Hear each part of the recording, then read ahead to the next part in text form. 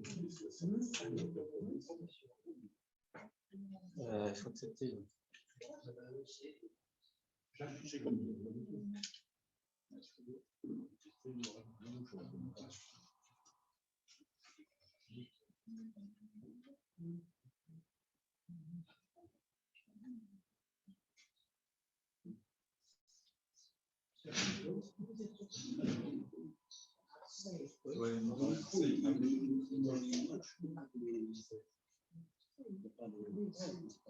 Pardon,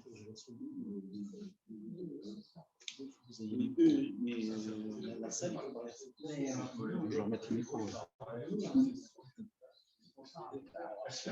Non, il faut savoir si c'est.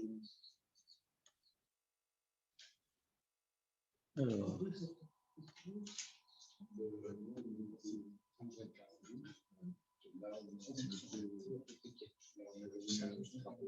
C'est une réunion qui a été déplacée 2 fois. Et qui a du mal à démarrer. On pédale quand même.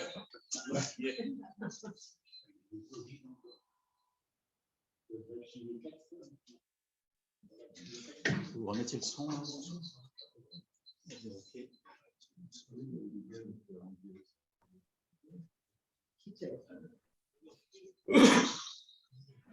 Là, vous allez parler. Est-ce que vous nous entendez là? On vous entend là? Pas encore? Oui, on entend, j'entends. Vous entendez? Vous entendez? Non, mais c'est pour les. Normalement, il devrait entendre. Hein. Est-ce que vous nous entendez? Oui, vous entendez? Oui. Vous avez un la scène.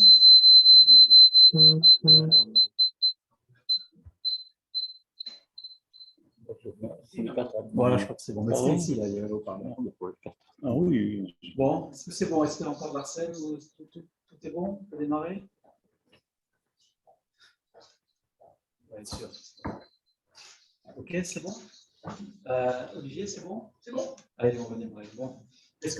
Bonsoir à tous. Excusez-nous, on a eu quelques petits problèmes techniques ici pour démarrer la logistique. On a 3 PC, un téléphone qui filme, un PC qui enregistre la conférence, qui va être enregistré et diffusé sur le site, un PC qui diffuse les slides et un PC qui va prendre vos questions pendant la conférence. Voilà, donc je me présente, je m'appelle Loïc Papazoglou. Donc je suis le trésorier du groupe régional de l'Occitanie des Pyrénées. Et donc j'ai invité ce soir notre ami Gérard, mon camarade Gérard Chomeriac.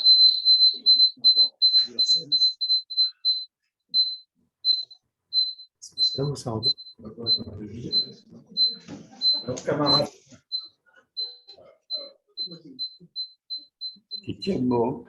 Notre camarade Gérard Chomeriac, mission 60, je crois, centrale 60, qui est accompagné par M. Jacques Mignard, qui est le président de l'association de la ZF Mémoire et Solidarité, une association qui a été créée après l'accident.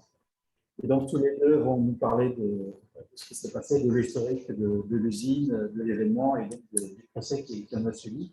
Parce que tous les deux, ainsi que Michel Bouchardet, qui n'a pas pu venir ce soir, et Étienne Bernat, qui est connecté avec nous ce soir, vous étiez tous salariés de AZF à l'époque, vous avez vécu ça en direct et vous allez nous raconter ce qui s'est effectivement passé. Pour le dérouler de la présentation, donc ça va prendre à peu près, on va prendre une demi-heure, une heure de présentation. Si vous avez des questions, Olivier qui est dans la salle ici va prendre vos questions sur le chat.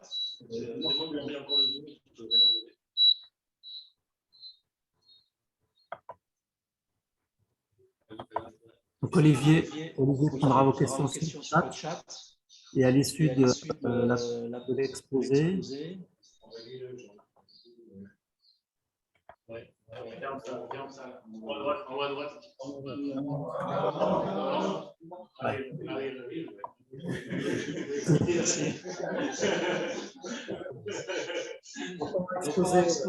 Posez vos questions dans le chat, Olivier va les noter. Donc à la fin de l'exposé, on sera durant celui-ci poser quelques questions sur le chat. Voilà, puis après, ici on continuera, on prolongera la soirée par un repas. Voilà, je vais laisser la Je vais laisser la parole à Gérard. Ouais, je pense qu'il veut participer. Ça marche pas, il y a le Larsen encore. C'est malin. J'ai l'impression qu'il y a le haut-parleur qui revient.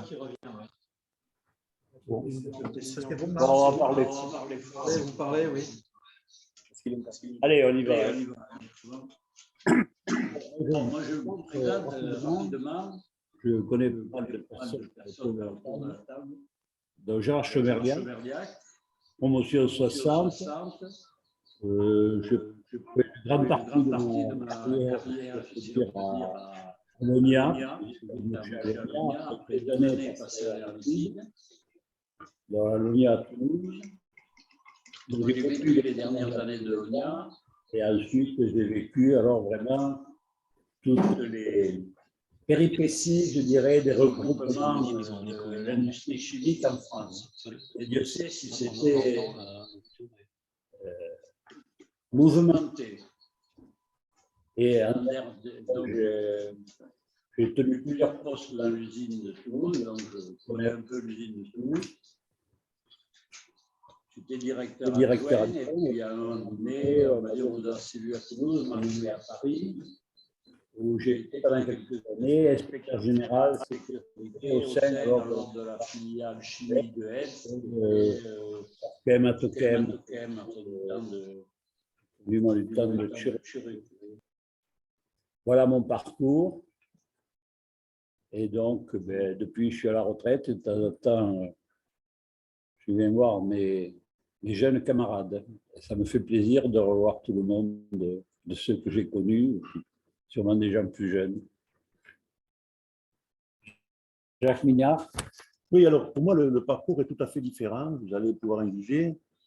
À savoir que j'ai été un salarié d'AZF de 1967 au 21 septembre 2001.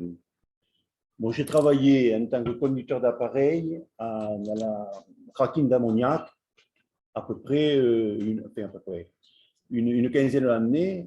Le reste de ma carrière, je l'ai passé au service sécurité.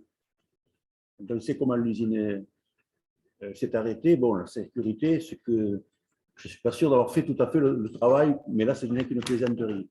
Non, j'ai un travail au service sécurité, j'ai pu mesurer les évolutions et je suis resté évidemment très attaché à l'entreprise. Ce que je dois dire aussi, c'est que j'étais au 21 septembre 2001, j'étais le secrétaire général de la CGT de l'usine, ce qui donne un aspect un peu particulier à ma présence, un thème. Mais On se connaissait. On se connaissait, mais pas forcément sur les mêmes positions. Et dans des, voilà, bon, enfin, je suis donc le 21 septembre 2001, j'étais au travail, j'ai vécu l'explosion presque au plus près, à peu près 200 mètres du bâtiment 221. J'étais dans la salle de contrôle de l'urée. Je n'étais pas blessé, absolument aucune trace, tout au moins apparente.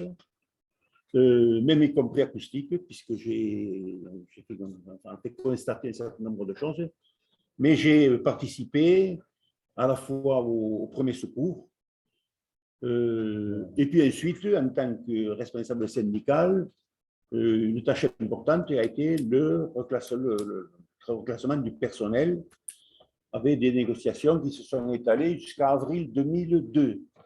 2002, le 12 avril, 11 avril exactement, Thierry Desmarais a décidé de fermer l'usine.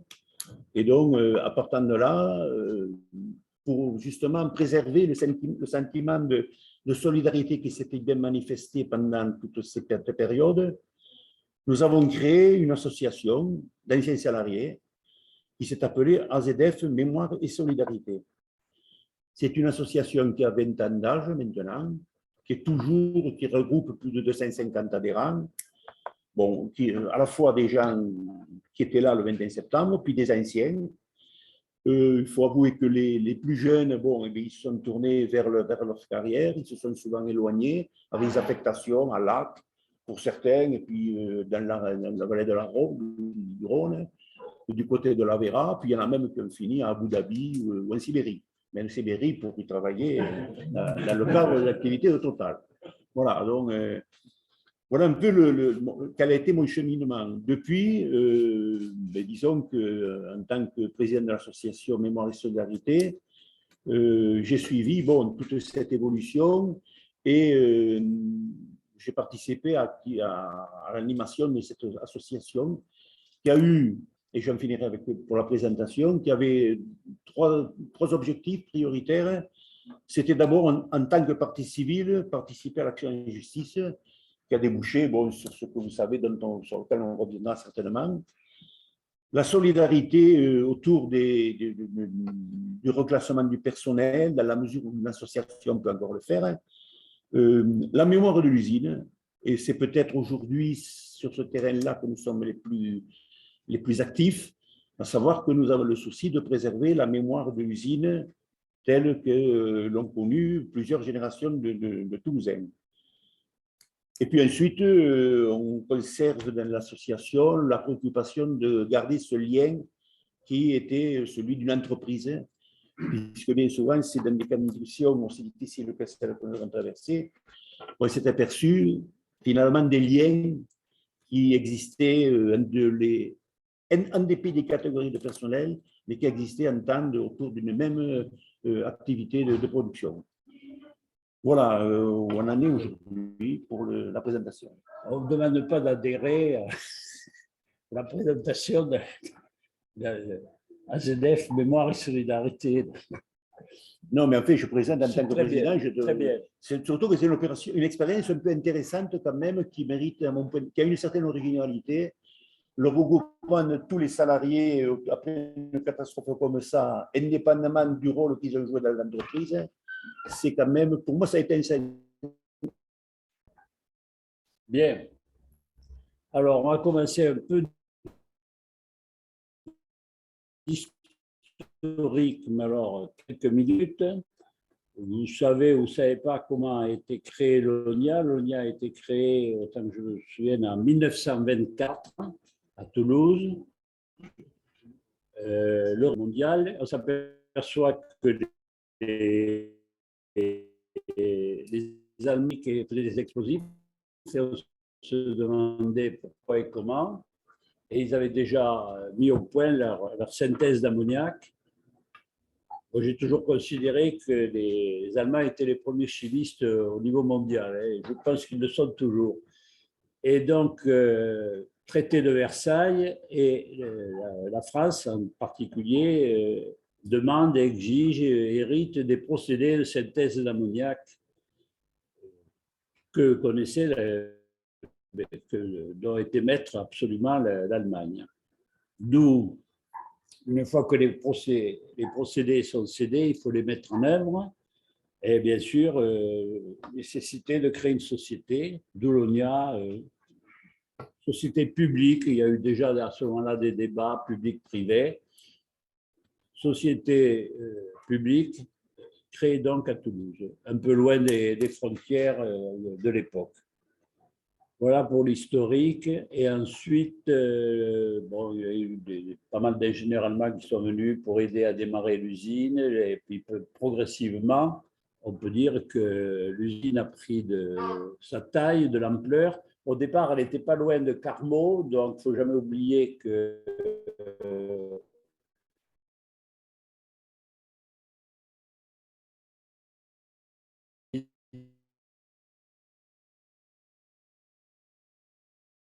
Carmaux. On en parlait encore tout à l'heure, on a été sauvé, l'usine a été sauvée d'abord par Saint-Marcé et Boussens, qui, certains le savent, deux gisements de gaz naturel dans le Comminges, et puis surtout sauvé par le gaz de lac, dont on était le principal client. Voilà pour rapidement. Et on est devenu APC d'abord un regroupement avec les potasses d'Alsace. On est allé de regroupement en regroupement au niveau chimie. Ensuite, ça a été avec la chimie des charbonnages. Pour terminer, dans toute la chimie, enfin, chez Elf, qui a regroupé pratiquement les 3/4 de la chimie française. Mais ça, c'était à la période 85, 88 même. Et on dit toujours grande paroisse, mais en fait, c'était la filiale qui avait été gardée.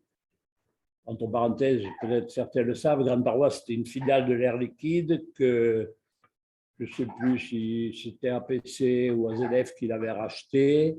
Et tout d'un coup, tout ce qui est côté engrais, puisque le gros de l'usine de Toulouse, c'était les engrais, tout ça s'est appelé Grande Paroisse.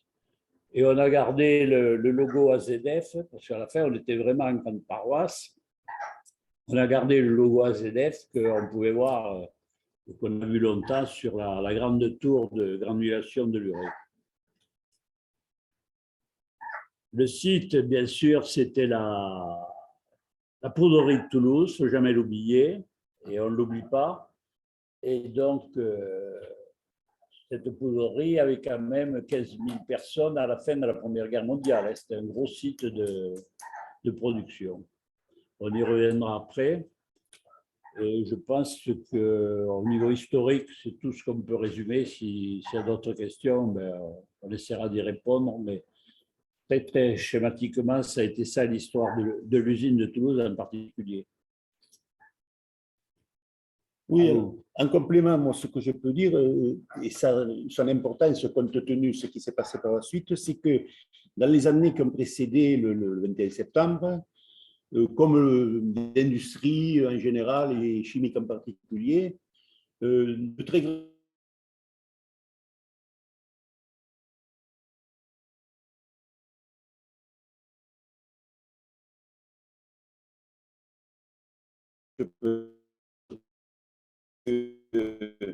Étienne Brana, bon, qui était directeur en 1983, à quelque part